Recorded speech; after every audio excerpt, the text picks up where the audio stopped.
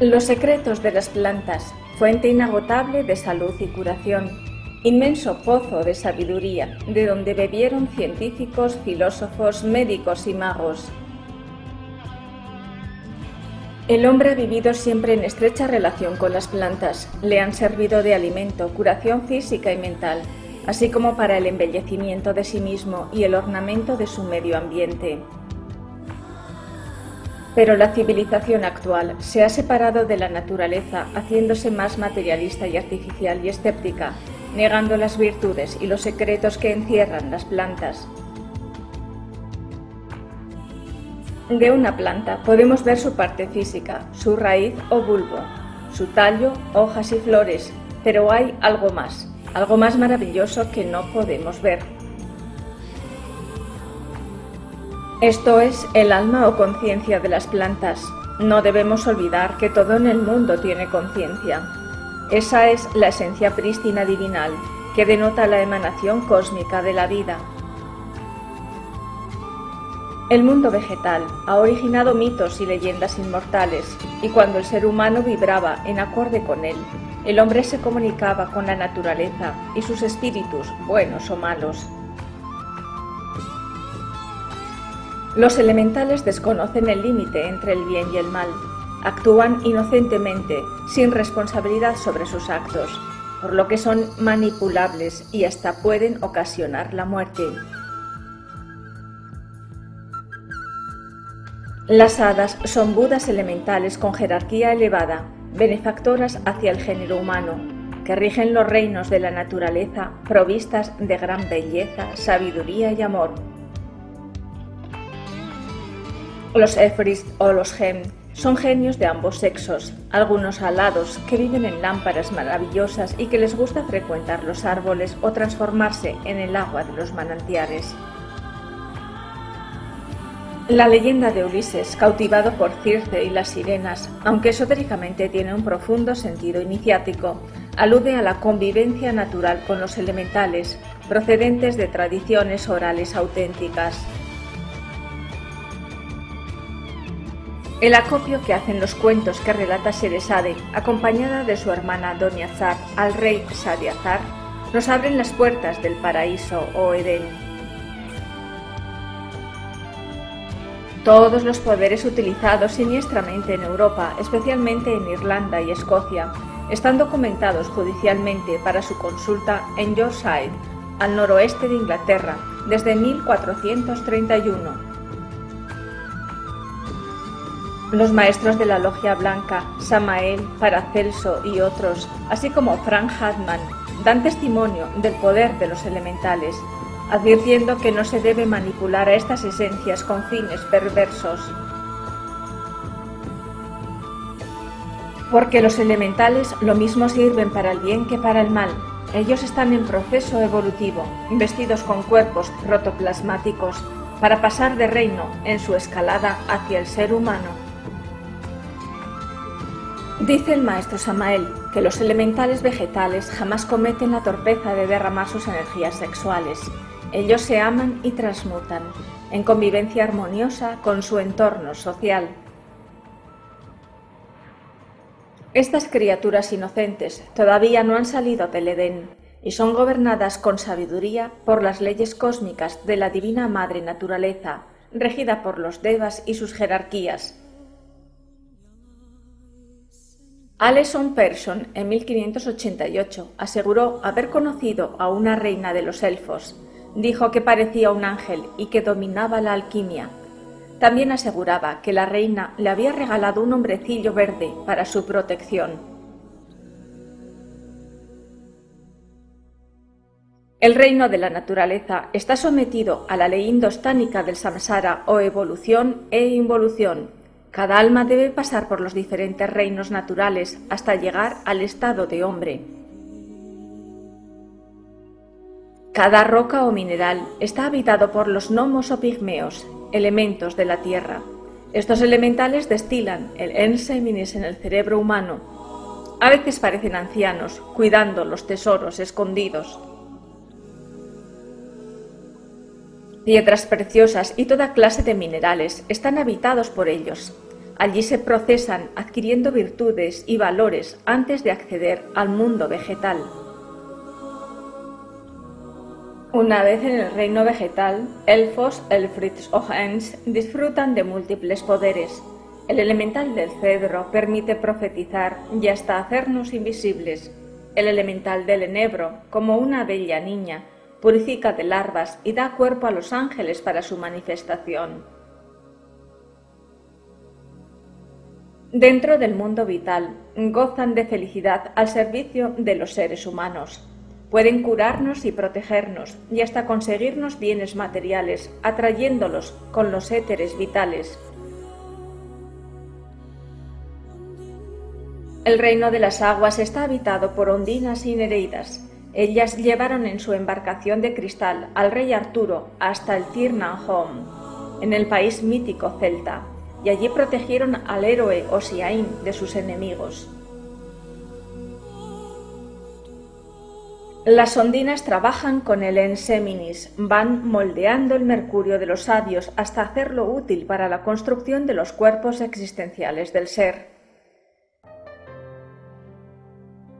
Las plantas y flores acuáticas son lunares. El maestro Samael dice: entre las ondas de Macuriba vi cerca de la costa de Colombia 2 reinas elementales del agua. Una de ellas tenía el color del coral, y así era su túnica y su rostro. La otra era de color violáceo. El eucalipto es un árbol lunar.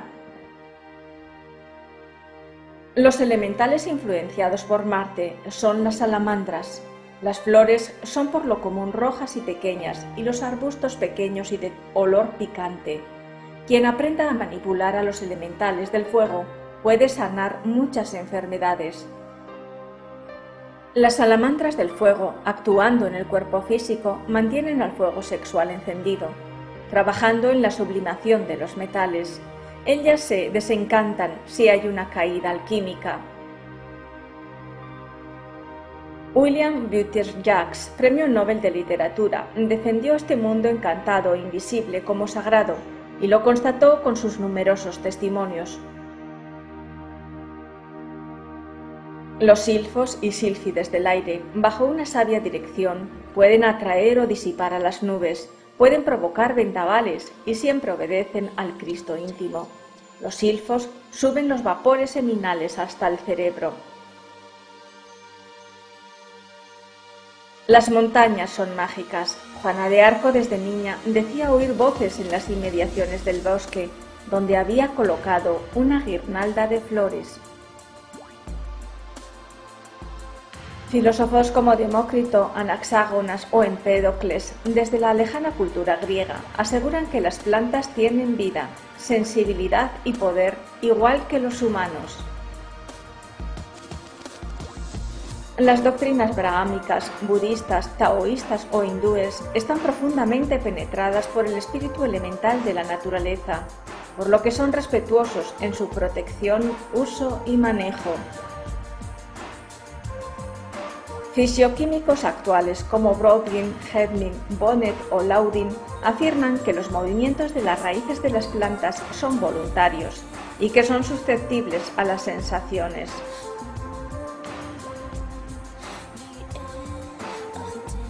Las plantas conocen la felicidad. Yeats nos relata en El crepúsculo celta que el gran señor Columba subió al monte Ben Bulben para acercarse al cielo con sus oraciones. Y cuando estaba orando, halló una puerta del paraíso por donde entran y salen los reyes legendarios. Ellos habitaban junto con los ángeles y las hadas y miles de criaturas en el seno de la naturaleza. Frank Hartmann nos muestra el modo idóneo para comunicarnos con los elementales. George Hudson, en su libro El secreto de la fuerza, o Carl Sprinberg, en su tratado con la naturaleza, testimonian con sus propias observaciones. Porque al reverenciar a la madre naturaleza, construimos un puente entre nuestros mundos interior y exterior. De esta manera recuperamos nuestras posiciones perdidas, es decir, nuestra verdadera herencia. El maestro Samael Aumbeor, con su dominio sobre los éteres y el mundo vital, hizo ese puente para nosotros dentro de la doctrina gnóstica. Parló con el verbo de oro entre los dioses y los devas, transcribiéndonos su sabiduría en su magna obra. En el libro Tratado de Medicina Oculta y Magia Práctica, develó el modo de practicar con los elementales y hacer efectivas las fórmulas vegetales, instruyéndonos en conocimientos hasta entonces velados. Porque introducirnos en el mundo maravilloso del microcosmos hombre es ir comprendiendo al cosmos infinito. La naturaleza en su total sacralidad ha sido venerada por todos los sabios. Esta universalidad divina, condensada en la ciencia de la naturaleza, ha sido meticulosamente estudiada por insignes doctores y elementoterapeutas que reconocían sus propiedades físicas y espirituales. Cada parte de la planta y su peculiar aplicación ha sido estudiada a través de los tiempos por sabios respetuosos de la vida en todas sus formas.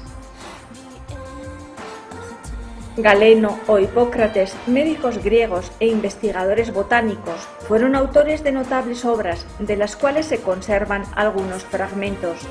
Hipócrates es llamado el padre de la medicina. Claude Gallien fue un naturópata. Dioscórides enseñó a sus discípulos el arte de la mandrágora. Escribió 5 tomos de materia médica con su magistra, preparación y empleo. Al maestro Paracelso se le ha considerado el padre de la alquimia. Fue un ilustre médico e investigador suizo que nació en 1493. Con solo 34 años fue llamado a ocupar una cátedra en Basilea. Le gustaba tenerse como médico de los pobres. Advirtió muy claramente que todas las cosas pueden llegar a ser veneno según la dosis administrada, y que la sabiduría está dispersa en toda la superficie de la tierra y hay que aprender a entresacarla.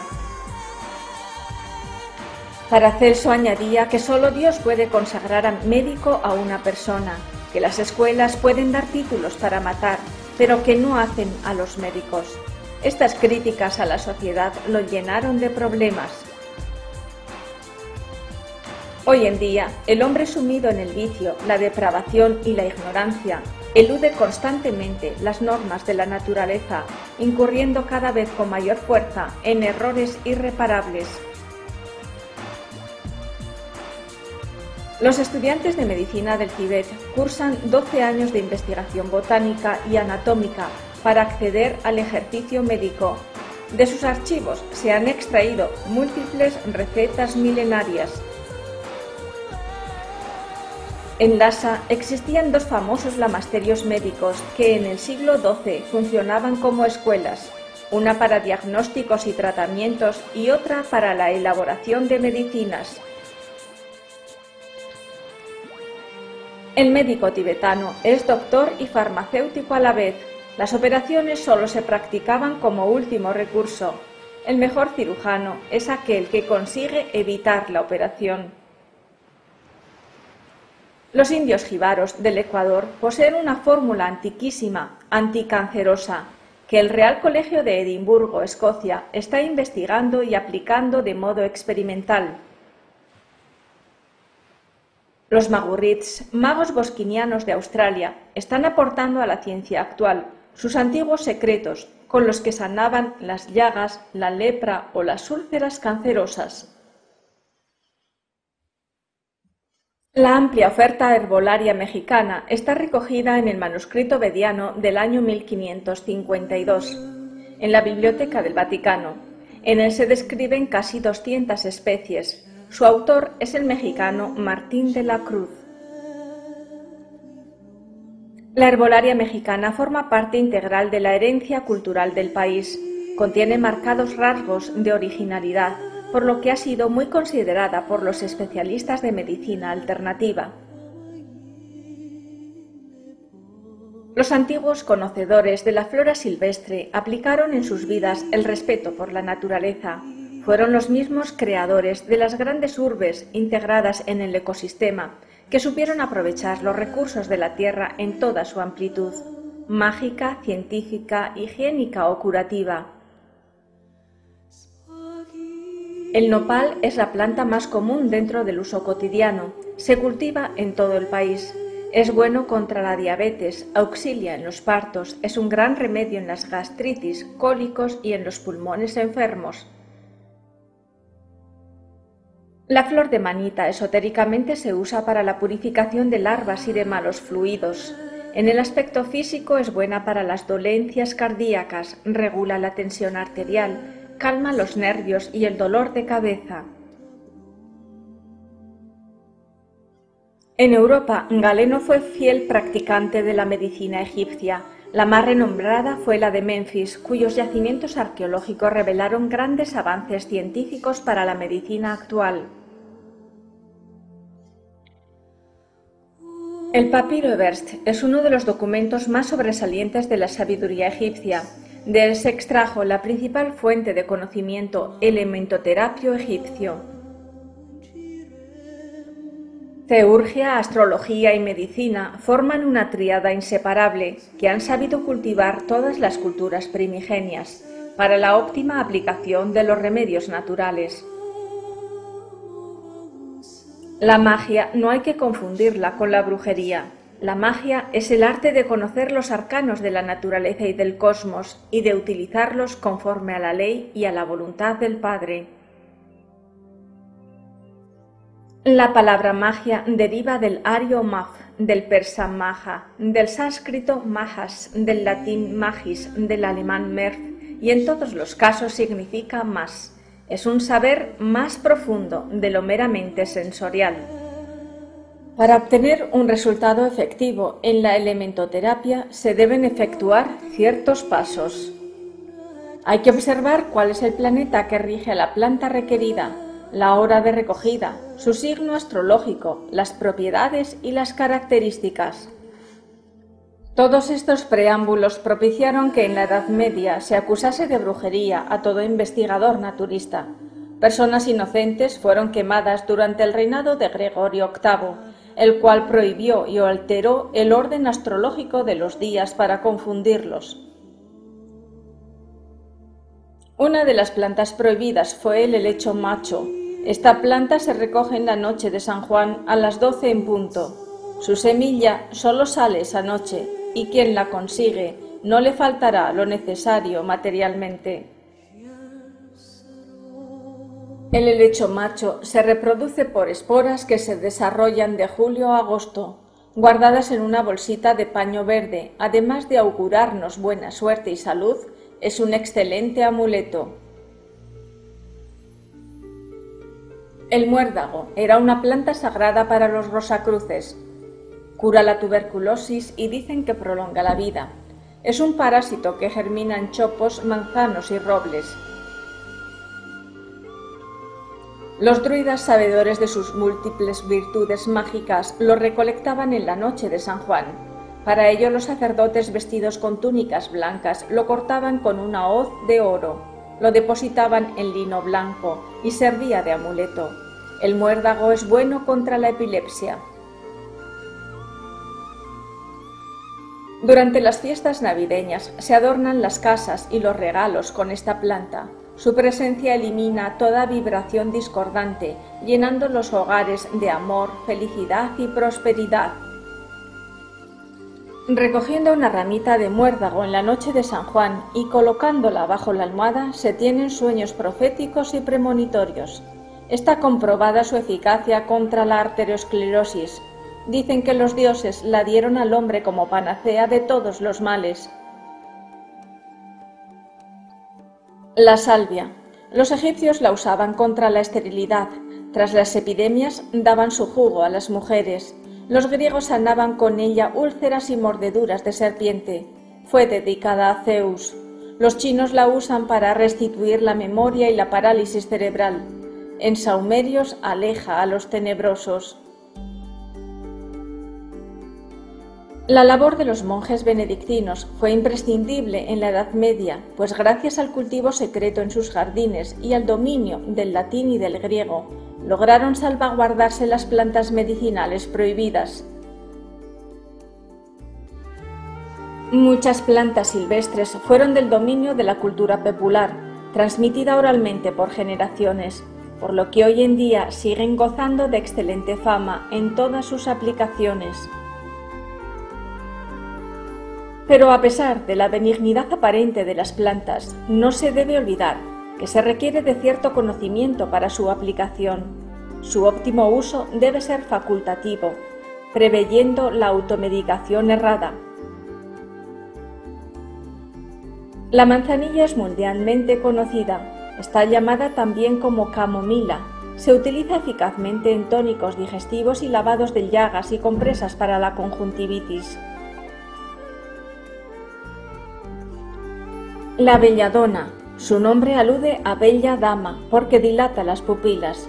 Por ello es muy eficaz en oftalmología, en enfermedades estomacales, diluye los quistes grasos, reduce los cólicos urinarios y biliares y alivia los ataques de asma. La belladona o antropo se hizo tristemente célebre al utilizarla los Borgias para asesinar. En la mitología griega es una de las 3 moiras del destino, precisamente la que corta el hilo de la vida. También los brujos hacían afrodisíacos con ella.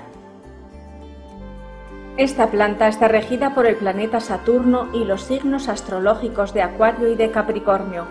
Para gozar de todas sus propiedades debía ser recolectada bajo el dominio de estos astros. La cicuta es una de las plantas más venenosas que existen. Sócrates obtuvo la muerte con ella. También está regida por Saturno. Se usa al igual que la morfina en enfermedades terminales para atenuar el dolor. Como ungüento externo se aplica en tumores. El ajenjo es una de las plantas mencionadas en el papiro Ebers. Los médicos egipcios la consideraban como remedio universal. Su nombre en griego significa privado de dulzura.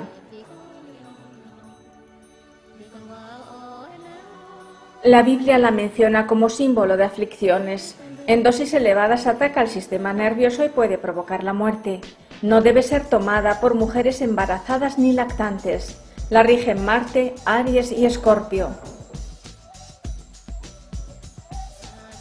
La rosa representa al logos. Las enfermedades morales y las crueldades espirituales solo se curan con la magia de las rosas.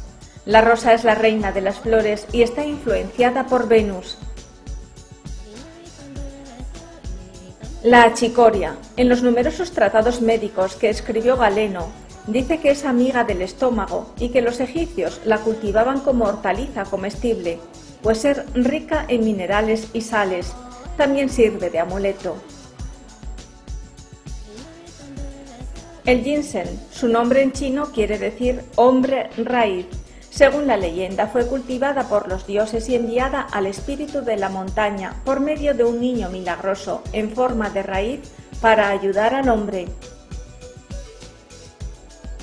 El célebre Marco Polo, viajero veneciano del siglo XI, lo trajo a Europa. Los mercaderes portugueses comerciaron con él. Los chinos dicen que es un cúralo todo, que da larga vida, salud y felicidad.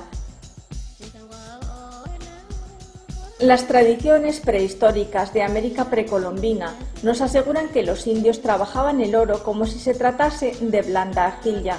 Esto lo conseguían con los elementales de las plantas. El romero. Su nombre latino es rosmarinus, que significa rocío del mar. Galeno e Hipócrates hacían ungüentos con él. En baños es estimulante. La rige el sol, Júpiter y Aries. Conforta el corazón y restituye la memoria. La digital, en exceso es tóxica, pero es buena para fortalecer el corazón y las arterias. También es calmante y diurética. Melly Bilder dice que la digital busca el silencio de los bosques para reproducirse. Las islas Scilla, frente a Inglaterra, se hallan cubiertas de esta planta como queriendo guardar los secretos atlantes de la vieja Europa céltica, hasta que el hombre vuelva a venerar a la diosa madre. Porque el hombre se apartó de las leyes cósmicas y creó engendros dentro de su humana psiquis. Los súcubos son demonios pasionarios. Paracelso dice que los íncubos y los súcubos se han formado del esperma del hombre, de aquellos que realizan el acto antinatural imaginativo de la masturbación. Estos íncubos y súcubos son muy perjudiciales.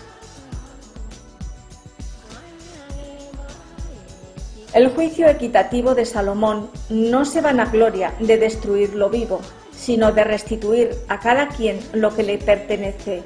Dios esconde sus secretos a la Madre, que es la custodia del misterio, ofreciéndose a quien se lo merezca. Según decía Paracelso, la medicina se funda sobre la naturaleza. La naturaleza es la medicina, y solamente en ella deben buscarla los hombres. Ella vibra dentro y fuera del hombre. Ningún médico puede decir que una enfermedad es incurable. La naturaleza es el maestro del médico. Los misterios de la enfermedad, vejez y la muerte son parte de la vida y de la transición. Entre ellos se encuentra el bálsamo infinito del amor de la Madre Cósmica. Cuando las enfermedades del cuerpo mental se cristalizan en el cerebro físico, entonces se produce la locura. El cuerpo mental es un organismo material que tiene su anatomía y ultrafisiología oculta. Psicólogos como Gustav Carl Jung han estudiado el comportamiento humano y sus posibles terapias para la curación. En el Tratado de Psicología y Alquimia dice: mientras la función religiosa no se convierta en una experiencia del alma, no habrá ocurrido nada esencial. Pero el mundo está enfermo y no escucha la sabiduría ancestral. Está dominado por el materialismo, escepticismo e intelectualismo, convirtiendo a la existencia humana en una torre de Babel. La frivolidad y el existencialismo reinante, las modas que manejan a las conciencias dormidas como si fueran títeres, los deseos interminables, el vicio y el estrés han cometido graves daños. Así el mundo está en crisis, ya no se respeta a la naturaleza. Con un afán desmedido se está destruyendo el medio ambiente. La desarmonía con el entorno no hace conciencia de las consecuencias nefastas que está provocando a corto plazo.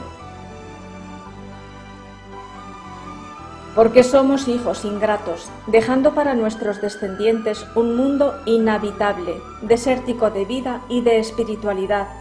Si estamos asistiendo a la agonía de una raza, no colaboremos con los verdugos. Evitemos los incendios provocados, reciclemos los desechos, no vertamos aceites en los ríos, no contaminemos los aires. La tierra no le pertenece al hombre. La naturaleza contiene los principios anímicos que el alma necesita. Todo en ella es susceptible. Animales, vegetales o minerales tienen su alma o espíritu, que pueden complacerse o irritarse, según sea el comportamiento humano. Ellos son esencias vitales que conviven con nosotros. Siguen planeando los halcones, las blancas ventanas de la cuarta dimensión, que giran y se abren al conjuro mágico. Los reyes y las reinas de los elementos ordenan a su corte de flores. En la cultura escandinava, Odín, Freya y el espíritu universal de Waldra alentará de nuevo la respiración humana para que de nuevo surja una civilización más pura, que respete y guarde fidelidad a los devas y a los dioses. Un hombre verdadero es aquel que pueda estimular en segundos el proceso germinativo de las flores y apreciar el crecimiento de un árbol con la voluntad de un fakir. Para obrar mágicamente en el seno de la naturaleza, el hombre debe ser rey de sí mismo, convirtiéndose en mago. Para ello debe obedecer al oráculo de Delfos. Hombre, conócete a ti mismo y conocerás al universo y a los dioses, extrayendo de su psiquis los elementos destructivos para descubrir a su Dios íntimo.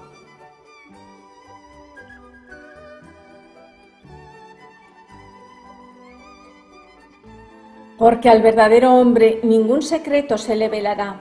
Sabrá que no hay selva que no tenga su genio, que no hay árbol que no tenga su alma, criaturas con poderes, sensibilidad e inteligencia. Ellos encierran todo el saber de la diosa madre del mundo.